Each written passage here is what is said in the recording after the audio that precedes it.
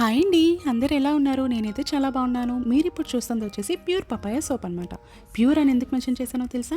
ఎందుకంటే ఇందులో యూజ్ చేసిన papaya pulp, papaya solution, papaya extract and papaya powder ఏవైతే ఉన్నాయో అన్నీ కూడా మన ఫామ్లో పండించిన ప్యూర్ అండ్ ఆర్గానిక్ పపాయ నుంచి డిరైవ్ చేసినవి. ఈ పపాయ సోప్ తయారవడానికి ఉండే కష్టం అంతా ఇంత కాదు. దాదాపు మనకి 4 నెలలు టైం పడుతుంది. ఈసారి వీడియో తీయడం కుదరలేదు, కానీ నెక్స్ట్ బ్యాచ్ చేసినప్పుడు తప్పకుండా వీడియో తీస్తాను.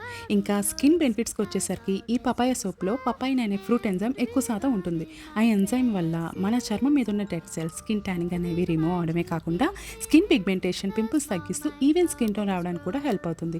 మన స్కిన్ మీద ఎక్స్ఫోలేషన్ ఎఫెక్ట్ మాత్రమే కాకుండా యాంటీ ఏజింగ్ ఎఫెక్ట్, అంటే రింకిల్స్, ముడతలు అవి రాకుండా హెల్ప్ చేస్తుంది.